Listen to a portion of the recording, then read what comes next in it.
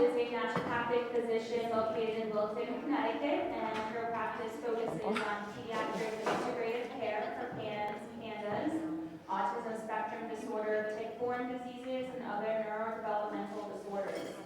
She also cares for the parents of her pediatric patients, which allows for a comprehensive model of care for the whole family. She is the immediate past president of the Connecticut Naturopathic Physicians Association and is a fellow of the Medical Academy of Pediatric Special Needs. She frequently lectures on PANS, PANDAS, and ASD to both professional and parent organizations, and is the author of the children's book Super Sam in the Battle Against PANS and PANDAS. She is the creator of the Well-Minded Mamas Club, a community for mothers of children with complex medical illnesses. We're very excited to welcome you back to our stage. So welcome. Thank you. Okay. All right, I'm excited to be here today. I always love to be with all of you, and then to be talking about a topic that I'm very passionate about, which is cerebral folate deficiency. So I'm going to talk about it today in regards to mental health and other conditions like autism and PANS and PANDAS. So we're going to be talking about folate and then identifying and describing the pathophysiology of cerebral folate deficiency, the scientific evidence of cerebral folate deficiency in mental health, autism and PANS and PANDAS, and then treatment. I also added a case study at the end of this just in case we had time to go over it. So folate, we know that this is vitamin B9, it's water soluble, and this is necessary for cerebral metabolism and function throughout our whole entire life. So through development, adolescence, and adulthood. And there's a lot of functions for folate, as we know, including DNA synthesis and repair, regulation of gene expression, amino acid metabolism, and myelin formation, as well as neurotransmitter synthesis. It's also involved in neural tube formation during embryogenesis. And then here we can see this is the metabolism of folate in a human cell. It's pretty complicated here, but there's a lot of steps that occur. And in order for it to happen, we have a lot of different cofactors, right? So different B vitamins, B2, B6, B12, and they're going to serve as different enzymes converting different folate forms that are involved in folate-dependent homocysteine degradation, the remethylation cycle, the methionine cycle, and the transsulfuration cycle. And folate metabolism, where this occurs, it's mainly in the jejunum of the small intestine, and it's going to be mediated by the protein-coupled folate transporter, which is expressed on the intestinal enterocytes, and also a small portion of it is going to be absorbed through the reduced folate carrier. Now, I'm going to talk more about these two carriers later, but at high doses, when you have high doses of folic acid or high doses of methyl tetrahydrofolate, what can happen is it can be converted into the circulation without conversion, but then will occur in the liver or other tissues. So I'm sure we're all aware of folate deficiency. This is extremely important when somebody is pregnant because it's been associated with neural tube defects, as I mentioned earlier, and that's been associated with neurodevelopmental disorders like autism. But we also know that there can be severe systemic folate deficiency that results in macrocytic anemia, additional pancytopenias, immune dysregulation, and neurological disorders. But what we don't talk a lot about is that there can be deficiency of folate in the brain, and that's called cerebral folate deficiency, so just not enough folate in the brain. And essentially what this is that you can have normal levels of methyl tetrahydrofolate, so the bioactive form of folate, in the serum. So when you're testing for folate, which you might be doing through Quest or LabCorp, it could be coming back totally normal, right? So you're like, oh, your folate levels are totally fine. But what we then see is that there can be folate deficiency in the cerebral spinal fluid, and also, which is then correlated to cerebral folate deficiency. Now there's 5 potential mechanisms where this can occur, but I'm going to focus on the first one. I meant to highlight it up there, but the first one here, which is reduced transport of folates across the blood-brain barrier into the cerebral spinal fluid, into the brain. And so what happens here in folate transport in the brain is essentially methylfolate is going to be transported across the blood-brain barrier by something called the folate receptor alpha. And this has a high affinity for both folic acid and methyl tetrahydrofolate. And it's located on both sides of the choroid plexus. Now, the folate receptor alpha, it's part of an ATP-dependent receptor-mediated system where it transports the folate derivatives across that blood-brain barrier. And So essentially, this is an extremely important part when we have that folate receptor alpha. And so this is a complex picture of the metabolism of how we get in the folate, the methyl tetrahydrofolate, across the blood-brain barrier. And so up here, you have methyl tetrahydrofolate, and then here is going to be a receptor, and that's the folate receptor alpha. And so when things are working well, that methyl tetrahydrofolate is going to bind into the folate receptor alpha and be brought across the choroid plexus into the cerebral spinal fluid. What can happen, though, is there can be antibodies that block that folate receptor alpha, which I'm going to talk about, which is going to cause a challenge and ultimately lead to cerebral folate deficiency. So there are two types of antibodies that can occur at the folate receptor alpha. One is binding and the other one is blocking. Now, it's essentially what it sounds like. When it's blocking, what happens is it enters into that folate receptor alpha and it blocks for the ability for that receptor to take in the methyl tetrahydrofolate. Now, the binding, what happens is this antibody is going to bind to some place on that receptor and essentially cause a mutation or manipulate the structure of that receptor so that it can't function properly to bring that folate across the blood-brain barrier. Why is this important? This is important because as I'm focusing on in regards to the brain and getting into the cerebral spinal fluid. But what's really interesting is that the folate receptor alphas, they're not just located at the choroid plexus of the brain. They're actually located in many different areas in the body, including the thyroid. It's on the microvillus plasma membrane of the placenta. It's on the fallopian tubes, the uterus, and the epididymis. And so what's interesting about this, and I'm going to get into it a little bit, about autism because there's a lot of research on cerebral folate deficiency there. But this is a non-genetic hereditary form of what could possibly be contributing to autism, right? Because it has shown, which I'm going to show you, that a dad who is positive for these antibodies, that could be a contributor that then affects their offspring, right? So it's a non-genetic hereditary trait that could contribute to neurodevelopmental disorders. It's also found on the acinar cells of the breast, submandibular, salivary, and bronchial glands, and the alveolar lining of the pneumocytes. So many different areas, but again, we're going to focus on the blood-brain barrier. So essentially what happens is that there's a few different things that can occur, luckily, that if there is antibodies that are blocking that folate receptor alpha, that kind of come in as a secondary way to get folate into the brain. And so I listed them out here, but the one that I'm really going to focus on is the folate receptor, reduced folate carrier, which is responsible for the folate transport across the blood-brain barrier when the extracellular levels of folate are high. So essentially what you're going to do for cerebral folate deficiency is you essentially need to flood the system with folinic acid. And so what then happens is it allows for this reduced folate carrier to come into play. And so I focused here on the reduced folate carrier. So this is going to lie on both sides of the choroid plexus, and it has an affinity for folinic acid and methyl tetrahydrofolate to enter into this central nervous system. And really the research is on folinic acid. So that's what I'm going to focus on today, about flooding the system with folinic acid.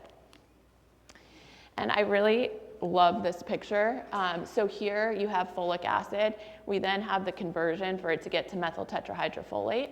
And in order for it to get into the blood-brain barrier, you see here is the folate receptor alpha, but we have these antibodies that are blocking it, making it so that it can't get in, and therefore we're having a deficiency of folate into the brain. But here, what we have is methyl tetrahydrofolate, and when we flood the system, and again, I'm really going to say that this is folinic acid because this is the majority of, folinic acid is listed there. Folinic acid, where the research is, what happens is when you flood the system, it's going to implement another carrier transport. So this is the proton carrier folate transport, which then allows for it to enter into the choroid plexus. And then you have the reduced folate carrier, which then moves that folinic acid into the cerebral spinal fluid. So luckily, we have these backup systems. So when we are deficient in folate, there's a way to get more into the system. But in order for those to really be utilized, you have to, again, give big doses of folinic acid. And so Why does this matter? It's very interesting in my population that I work with, which is mainly pediatrics, PANS, PANDAS, autism, tick-borne diseases. This is very common. It's something that I do as a screen for every single new patient that comes in. But the clinical manifestations, they can manifest in many different ways. I really liked this chart because it kind of gave you an idea from the ages how it could look. So the cerebral folate deficiency at conception can cause a problem. It can cause neural tube defects, it can cause autism, neurodevelopmental delays.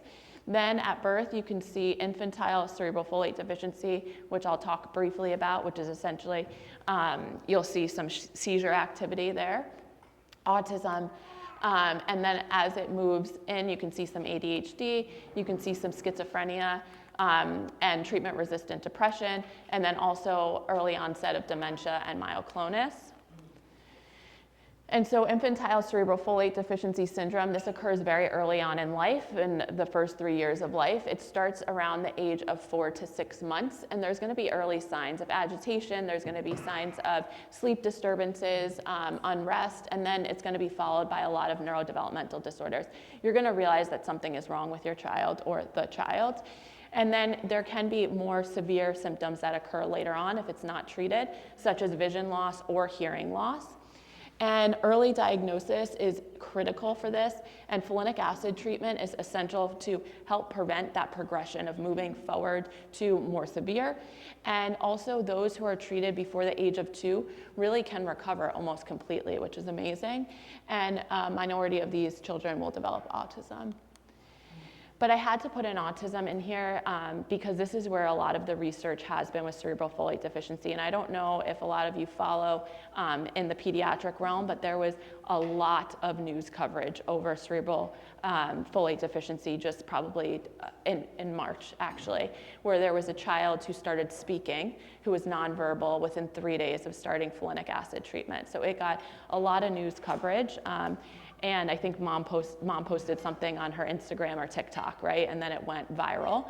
And so a lot of the news outlets were covering it, which was fantastic. But this is not something new. We've known this for a lot of years. But again, it was getting a lot of press, which was only helpful to other families to realize that there can be underlying reasons for potentially why their child is presenting the way that they are, and then especially to help with the language, because that's so difficult for families who have children with autism.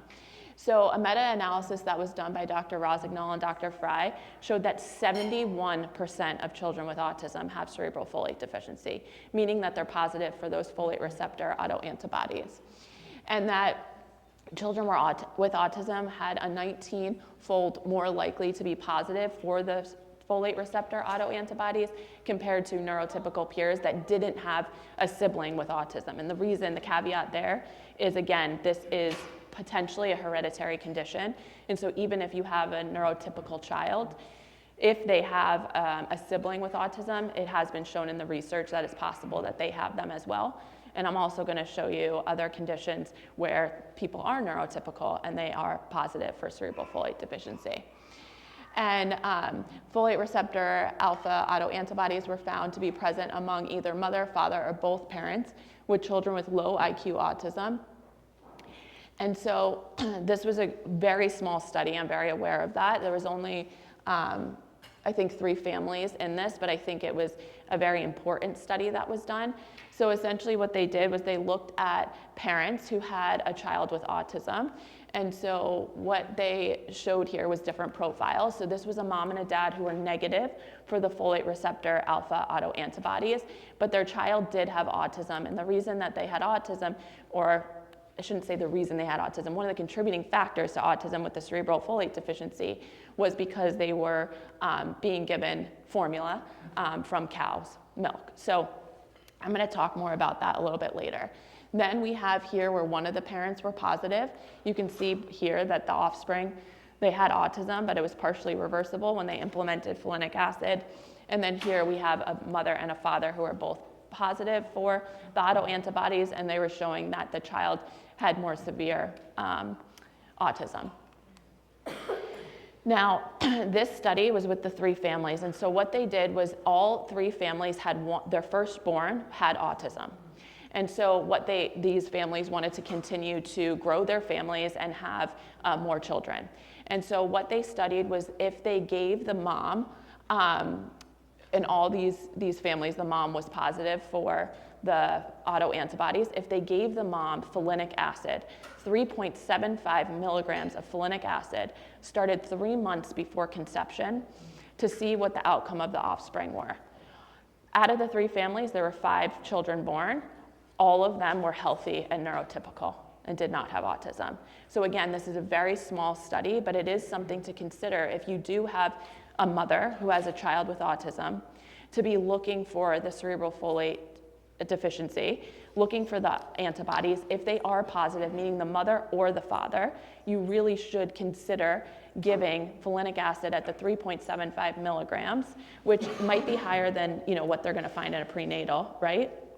And also in a prenatal, if you're getting a really good one with the bioactive form of the methyl tetrahydrofolate, you would want to add the additional folinic acid there, right? So because the research really is with folinic and not with methyl tetrahydrofolate. So I wouldn't put in 3.75 milligrams of methyl tetrahydrofolate. I would add the folinic acid on top of whatever is in the prenatal. Oh, sorry, Nicole, what did I do? Okay, there we go. All right. And then I'm just gonna give more of the research here.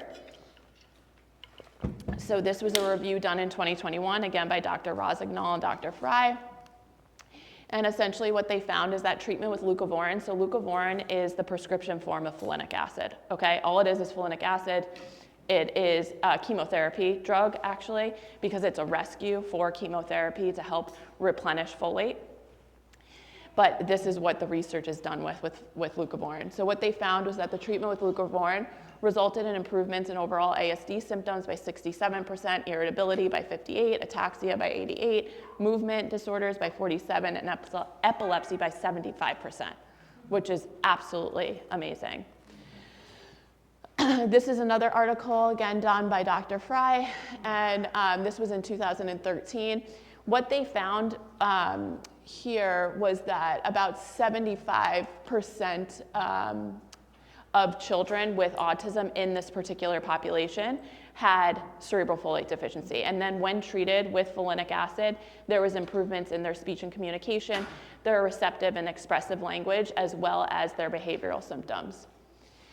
That is another article that looked at 48 different children with autism and language impairment. Again, they were to receive 12 weeks of high-dose folinic acid, and there was improvement in verbal communication significantly in those who got the folinic acid versus placebo, and that the results were even more beneficial in the ones who were positive for the autoantibodies compared to those who were not.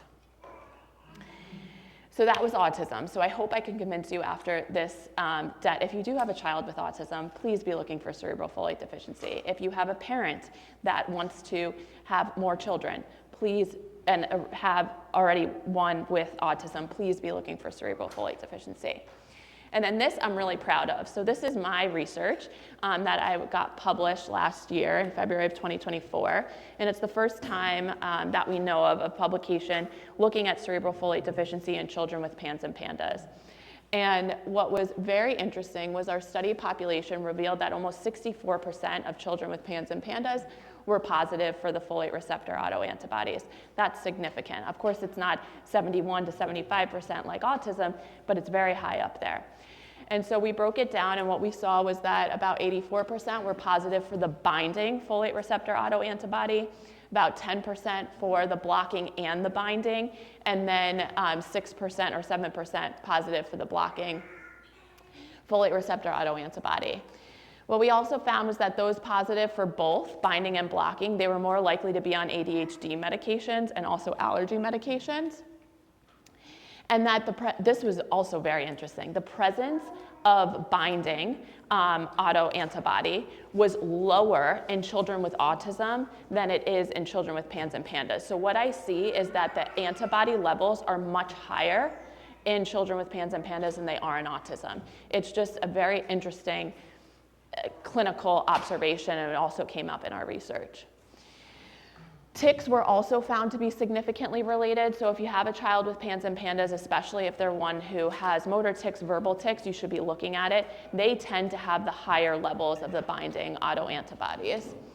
And essentially what our results suggest is that folate metabolism abnormalities could contribute to the PANS and PANDAS symptomatology. So it's not a reason for why they have PANS and PANDAS, but it can be significantly helpful for their symptoms. So it's helpful for tics, helpful for OCD, helpful for the separation anxiety. And then where the second most common condition where cerebral folate deficiency is looked at is actually treatment-resistant depression. And so if anyone sees patients with mental health disorders and depression, it can be very, very frustrating, right? Because we can find that not a lot really can be as beneficial as we would hope that it would be. And so this could be a missing piece for them. And so what this research found was that over a third of patients who were clinically diagnosed with depression, who had tried at least 3 different medications for the appropriate dosage and appropriate time, what they found was that 36% of them had cerebral folate deficiency. Again, 1/3 of that population. When their antidepressant medication was supplemented with folinic acid, there was marginal to substantial improvement in their depression symptoms. So this isn't a replacement for depression medication, but it's something to complement the medication. And so I say that this helps to potentiate the efficacy of the medication. This one is just a article that was more recent in 2022, but it just showed that those with cerebral folate deficiency or those who had low tetraopterin were found benefit from putting in folinic acid. And then here, this was another article, but this one showed that 56% of patients who had neuropsychiatric disorders, particularly treatment-resistant depression, were positive for the folate receptor alpha autoantibodies, and that they were very effective in helping their depression symptoms when you added in folinic acid. There's one article on anxiety and cerebral folate deficiency, and what they found was that folate deficiency could contribute to anxiety. This was an animal model, though, but what they found was that they gave the rats the folate receptor alpha autoantibodies in gestation and also pre-weaning time, and what they found was that the adults then had anxiety. So again, something to consider for anxiety. Here's the article for that. And this one's very interesting. Schizophrenia as well has been associated with cerebral folate deficiency. And so this can predispose somebody to refractory schizophrenia characterized by the folate receptor alpha antibody. But what's interesting is that there is fluctuations that we see in the folate receptor alpha antibody levels. And that the first case reported was actually in a child who suffered from catatonic schizophrenia. That was in 2010. And then studies reported that among 20 patients with refractory schizophrenia were positive for the autoantibodies, up to, it's 84%, sorry, that was a typo, it's not 85, it's 84. This is the article here though. What was interesting in the people that they found who were positive for the cerebral folate deficiency, they also had low levels of serotonin and dopamine, and we know that getting in the folinic acid or the folate or methyltetrahydrofolate into the brain helps with the neurotransmitter production, right? So potentially that's why they were having low serotonin and low dopamine. And then what they found is that when you gave the folinic acid, and I think they gave it for at least 6 months, there was clinical improvement that was seen in these patients with schizophrenia. And then cerebral folate deficiency, this can also be seen in adults. And so what we see here is memory loss, myoclonus, depression, and anxiety. I really encourage you, if you have somebody with like early onset dementia, to be looking for cerebral folate deficiency. This is an article, it's just a case study of a 58-year-old woman, and she presented with early onset memory loss as well, and progressive memory loss, as well as myoclonus. They ended up doing a spinal tap for her, and what they found was that she was positive for the autoantibodies, both the binding and the blocking. They started to give her leucovorin or folinic acid, and within 6 months, all of her symptoms resolved. Here was another one where they looked at about 69 different patients with cerebral folate deficiency, And what they found was that, again, it's treatable and with their symptoms as long as you gave the folinic acid. And so I gave you a lot of information. Hopefully, again, I convinced you to be looking for cerebral folate deficiency for these different conditions. So for autism, PANS and PANDAS, depression, anxiety, schizophrenia, and memory loss. But how do you go about diagnosing this? So really you can, the biggest thing is looking for the cerebral folate deficiency is by looking for the autoantibodies. And so here what you can do is there's a blood test. It's called the FRAT test, the folate receptor antibody test. And what it's found in studies is that this is comparable to doing a spinal tap. So before we could only do a spinal tap to be able to find out this information. I don't know about any of you, but I have never referred for a spinal tap, especially in a child with these particular conditions. Now, what they found, again, is that when you did the serum titers of the folate receptor alpha autoantibodies in patients with cerebral folate deficiency and autism, it correlated with the cerebral spinal fluid concentration of methyl tetrahydrofolate, validating the use of the folate receptor alpha autoantibodies as a proxy for folate abnormalities in the brain. And so this is a specific test. It is a specialty test. It's one thing that I run at the initial consult. I usually run it one time. I don't usually repeat it unless patients really want to know, to follow it over a certain period of time. But this is the number one thing that you would run. You can also look at normal blood work again, but it's not really going to tell you about cerebral folate deficiency. If you just look at folate levels, B12 levels, homocysteine, that might give you an idea of what's going on in the serum, but it's not going to tell us what's going on in the brain. What's important to know is the folate receptor alpha autoantibodies, they can fluctuate over time. So usually when patients are coming to my office, they're not doing well, right? Like the initial consult, that's why they're there. So it's more likely that I'm going to pick it up on the initial consult. It's a little bit harder if you have established care with somebody for years and they're doing much better, and then you're going to test. You might not catch it there, to be honest. But they do fluctuate. Or say, if you do, for instance, this is an easy example for me, have a child with PANS, PANDAS, and they're very stable, and then say they go into a flare, that might be a time that you would want to check their levels. The literature says to avoid supplementation with folate at least 3 days before testing. I don't necessarily think that is true, but again, I'm doing it mainly on my initial consult, so people really aren't on a lot of supplementation. But say you do have somebody that's coming in who knows they have an MTHFR mutation, right, and they're taking methylfolate, you might want to plan it out by having them stop it a few days before you do the test, just to be extra sure. And I briefly mentioned this, that standard practice utilizes a lumbar puncture to measure the methyl tetrahydrofolate concentrations in the cerebral spinal fluid. Obviously, this is invasive and going to require general anesthesia. So again, not something that I personally have ever recommended. And I really feel strongly that if you do the blood test and look at the serum levels, you do not then need to do a spinal tap to confirm that diagnosis. And then folate receptor alpha autoantibodies, if they test negative, you can continue to investigate further, as I'm sure all of us would, to kind of get to the root cause or see how we can help the patient or the child. And you can look for mitochondrial defects. You can look for different genetic mutations, the MTHFR mutation, iron, copper, zinc, selenium, and manganese. So treatment. So there's 2 treatments. I've talked mainly about high-dose folinic acid, but one of the main things that needs to be done is a dairy-free diet. And so this article, it was done a long time ago in 2008, and it looked at a milk-free diet. So they didn't take out all dairy. They just took out cow milk. And what they found is that it helped to decrease the antibody levels. And so the reason for that is that the human folate receptor alpha protein antigen shows about a 90% homology to the sequence found in the folate receptor alpha antigen present in all animal-derived milk and milk products. So there's a 90% similarity there of the structure.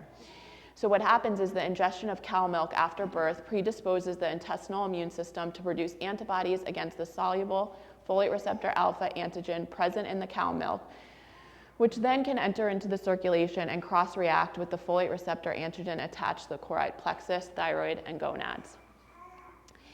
And so what can happen is if you remove dairy, it can downregulate the production of these cross-reacting folate receptor alpha autoantibodies over a period of 3 months.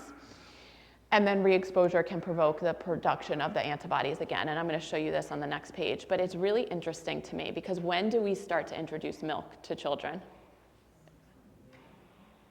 Usually 12 months, right? We're going to tell them that to replace, breast milk or formula, which the formula could be milk, cow milk derived, but really to be giving cow's milk. Now, when do children start to get diagnosed with autism or start to have regressions? It's most common around 12 to 18 months. So to me, it's very interesting because potentially those children are the ones that have these folate receptor alpha autoantibodies and it's being expressed.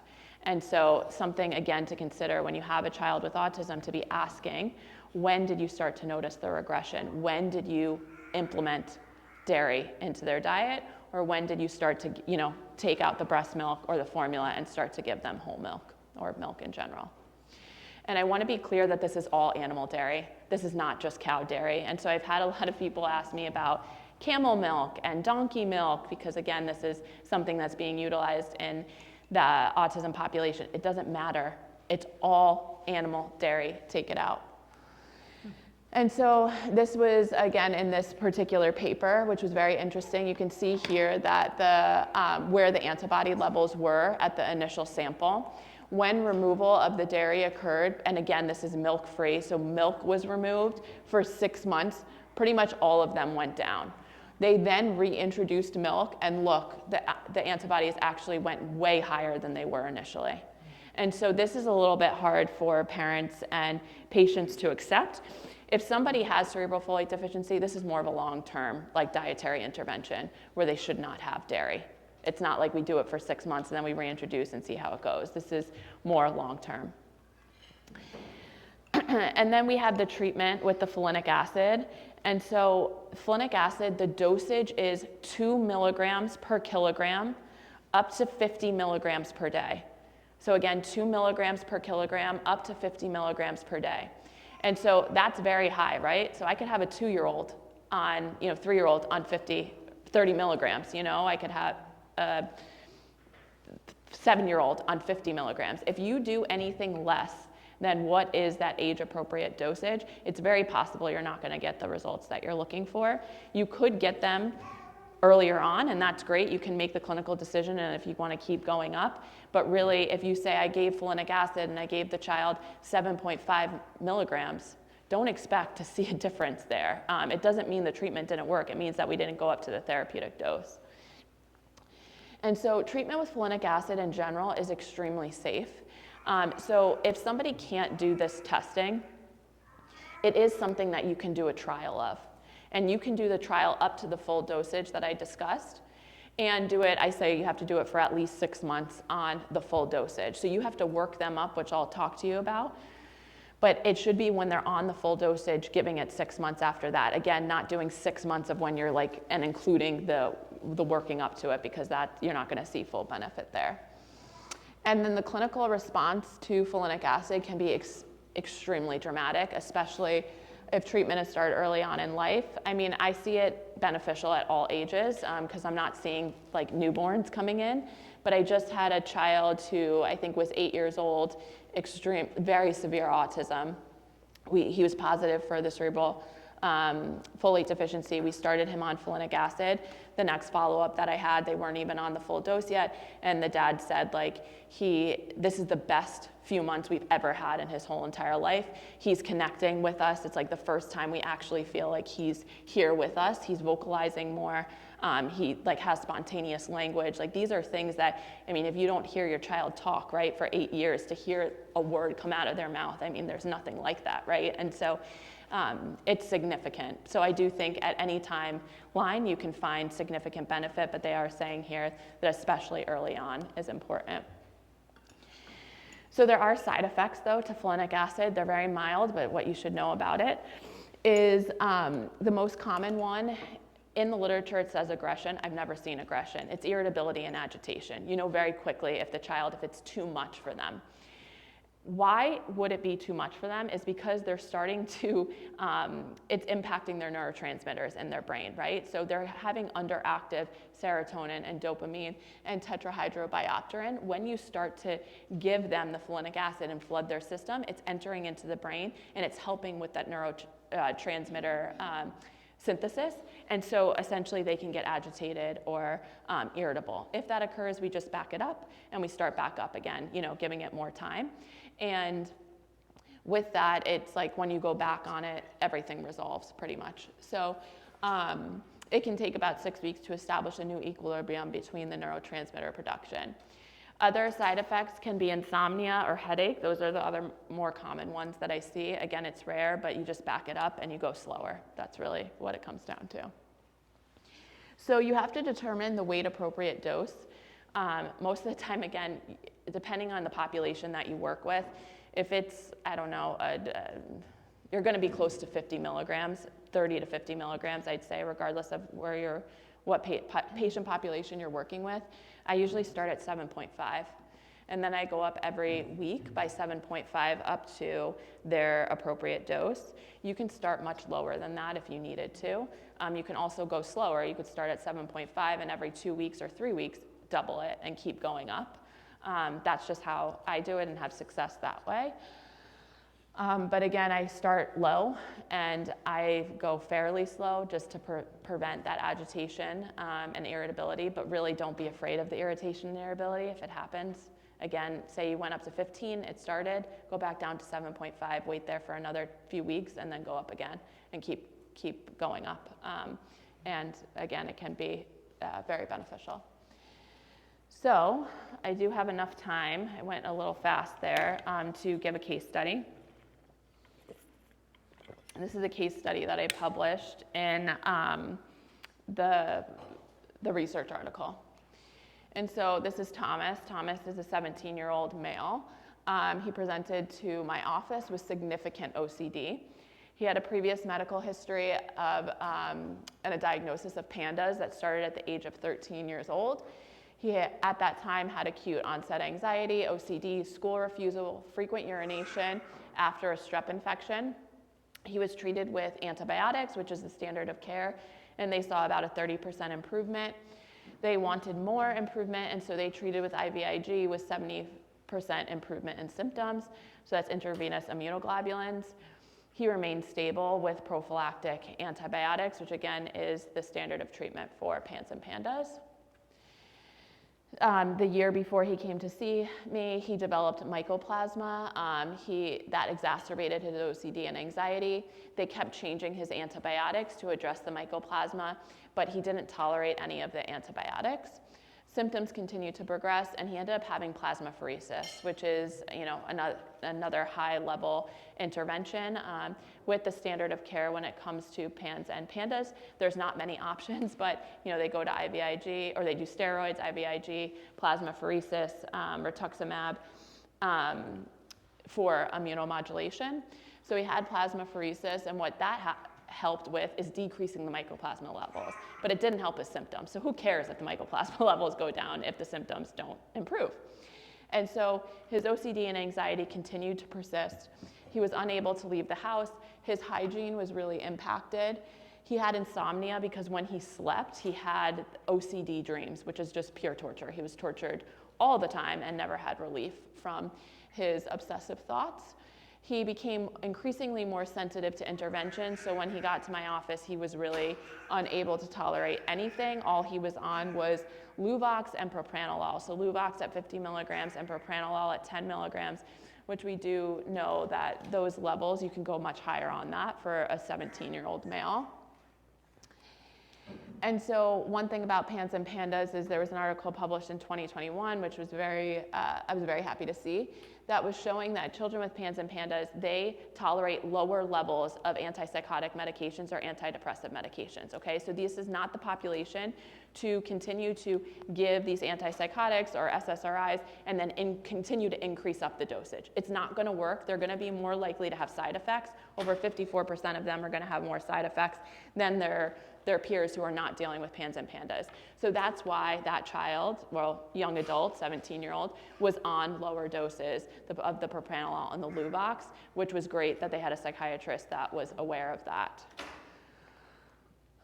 Here was his initial markers, so you could see the IgG was positive. If I have a person that comes in just with IgG, I'm not worried about it. However, there was one article that did show that people with IgG mycoplasma and they had tics, that could be a contributor. But the IgM was positive. It wasn't crazy elevated. I mean, I've seen much higher, but this was still significant for this child. He also had low nutrient levels, low magnesium, low zinc, low vitamin A, and low ferritin. The ferritin is important because I see that children with PANS and PANDAS, they tend to have lower levels of ferritin. And again, here's an article that's showing that children with PANS and PANDAS and flares are more likely to be lower in ferritin, and also they're going to have more severe flare symptoms, more OCD, more anxiety than their peers who might have PANS and PANDAS but don't have low ferritin levels. We know the benefits of magnesium in mental health. I don't really need to go over that. And then here, decreased zinc and increased copper. I didn't run copper initially in this child, but what we do know is that we need to have that ratio pretty equal to a 1-to-1. And I see this pretty commonly in like a Jekyll and Hyde presentation, especially in children with autism. Like there can be fine, fine, fine, and then all of a sudden completely turn. Usually there's something going on with the zinc and the copper ratio there. He also had low vitamin D, or low normal vitamin D. I don't know where you guys like to see it at, but I usually like to see it between 60 and 80. And again, children with PANS and PANDAS with vitamin D deficiency, what they found is that they're more likely to have more severe symptoms in their flares. I don't know if putting in vitamin D really makes that big of a difference, but we do know for the immune system is important, which is one of the three-pronged approaches for PANS and PANDAS. He was positive for MTHFR. He was compound heterozygous. Again, I just included some research here about the MTHFR mutation and how this impacts mental health. But I just want to be clear that the MTHFR is completely separate than cerebral folate deficiency. You absolutely do not need to have the MTHFR mutation to have cerebral folate deficiency, or vice versa. And so it's not the same. It's not treated the same way. And so I get a lot of questions about that, and if you have questions afterwards, I'm happy to answer them. But here was his results for the folate receptor alpha autoantibody testing. And what we see is that he was positive for binding at 1.363. And so this level is like pretty typical in the ones that I can see. Usually in children with autism, I'll see it under 1. Children with PANS, I can see it up to 6. So it is, there's a broad range there. It doesn't really matter, in my opinion, how high it is. I just know at the higher end, those children might have more severe tics potentially, okay? But it doesn't mean you treat them with more folinic acid, or it's more severe that they need to be off dairy for longer than the other ones. You treat them all the same, regardless of what the level is. And if it's blocking or binding, like it's the same treatment. So the parents and Thomas, they only wanted to start one intervention at a time due to his sensitivities, which was understandable. They were very hesitant to put in any antimicrobials, which made me nervous for anyone with PANS and PANDAS to not have on prophylactic antimicrobials, but they wanted to wait on that. They also wanted to wait at the initial consult to not put in anything until we got all the lab results. So this was the second consult. We started on folinic acid at this point. This was many years ago. I started at 5 milligrams, and I increased up by 5 milligrams every week up to 30 milligrams. Now be mindful, this child or young adult should have been on 50, but because he was so sensitive, I was going a little bit slower and wanted to see where he was going to be at when I did my follow-up in 8 weeks. I also recommended a casein and a gluten-free diet. So at the 8-week follow-up, they took longer than I had recommended to increase up the 5 milligrams increments, which can happen. So he was only on 15 milligrams of the folinic acid. However, there was marked improvement in his OCD and anxiety. His sleep improved because his dreams were no longer obsessive. There was improvement in personal hygiene. His personality started to come back, but his social anxiety continued. Based on the improvements, they just wanted to continue with the folinic acid until our next appointment. At the 3-month follow-up, he was on 30 milligrams of the folinic acid. There was continued improvements. And what they noticed was, his anxiety wasn't exactly where they wanted it to be, meaning no anxiety at all. And I do think, particularly for this young adult, he would likely be an anxious kid whether he had PANS or PANDAS or not, right? So it wasn't exactly where they wanted to be. He was still experiencing anxiety. But what they realized is when he didn't take his folinic acid and forgot it, his anxiety was much worse on those days. So they definitely prioritized taking the folinic acid, and he was very consistent and compliant with the dietary changes. So with that, thank you. I hope you found it helpful. Amanda? Hi, this is great. Great. I have a question about, do you ever combine treatments, like, 'cause I treat a lot of anxiety in my practice, like, would you ever do like 5-HTP plus doing the folinic acid, or do you like to keep them both in the picture? I won't do them at the same time. So what I would do is, again, because I would initially have these results at the initial consult, I would start with the folinic acid and see how far I get up on that before adding in the 5-HTP, because naturally the folinic acid is going to increase up the serotonin. Yeah. But you're in it for a little bit of the long haul by getting them up to the dose and then waiting the appropriate amount of time. But usually I see that I don't have to put in as many of the mood supports by putting in the folinic acid. It's really fascinating. I'm using 100% folinic acid. There is one article, which I didn't include, that looked at methyl tetrahydrofolate for cerebral folate deficiency. It was one article. There's so many more for folinic. Deplin is methyl tetrahydrofolate, yeah. The issue with both leucovorin and Deplin, though, is I'm pretty sure they both contain lactose in it as an inactive ingredient. And so this is not if you're going to use Deplin, you're going to have to get it from a compounding pharmacy where you then take out the lactose. And then folinic acid with the leucovorin, that's not really it. You can, again, do it at compounding, but it's extremely expensive. Like, I think some of the compounding pharmacies are charging up to like $400, $500 for a month's supply. But isn't the lactose the problem on the antibody side? Well, yeah, I mean, because we're not sure if it's the lactose or the casein. They didn't look specifically at that, but if we're telling them to take out dairy and then we're literally treating them with something that contains dairy, it doesn't really make any sense. So, Amanda? Where are you testing for the antibodies? Am I allowed to say? Because I could tell you after. I don't know. Am I? Yeah. Okay, perfect. Yeah. So it's called fratnow.com is the website, and they're amazing. So it's around $250. Again, it's not inexpensive, but this is much less expensive than like Lyme disease testing or something like, out of pocket for IGeneX or something. And I run it one time. And so it's such incredibly valuable information that I really encourage people to look for. It's a very easy draw. It's just a serum. So I draw my blood in my office on my kids. So it's just one tube and you spin it. Then you extract the serum and you put it in the freezer and you send it out. You can also do whole blood, but you have to be more specific on the days that you send it. And so that I find difficult coordinating that in my office. So I do frozen serum and send it. Did you say Frat Now?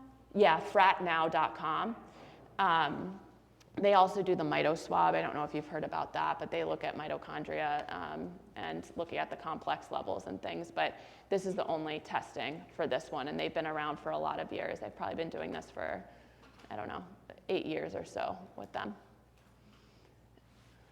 Folinic acid, is that a compounded supplement, or is it something do you have a particular brand that you like? Yeah, again, I can answer this question, right? Okay, so I was using Seeking Health to begin with. That was 800 micrograms. So I was having a 2-year-old take a whole entire bottle per day of folinic acid. It was not sustainable, okay? And it was not sustainable financially for parents, and also how do you get these kids to take that much on top of everything else? So I got super frustrated. I ended up formulating my own folinic acid at 15 milligrams per capsule. With one of our colleagues, and so the brand is EMEPHYSIS. I'm going to be outside and I can show you, but it's 15 milligram capsule. which is significantly better. Yeah. Did you say you do this protocol for 6 months, or do they stay on it long term? Oh, a minimum of 6 months. So I will do much longer if needed, like especially if they're getting benefit. But I'm saying like the trial period of knowing if this is something that's worthwhile to continue for that particular individual is at least 6 months. Yeah. Do you liquid for younger, or do you mix it? Just mix it. Yeah. Mix it. I think there is a brand that does liquid Folinic. I forget the name, but you just have to, again, it's just a lot of drops. But I think that's available. But for capsule, the only thing that was available was 800 micrograms from Seeking Health, which was not sustainable.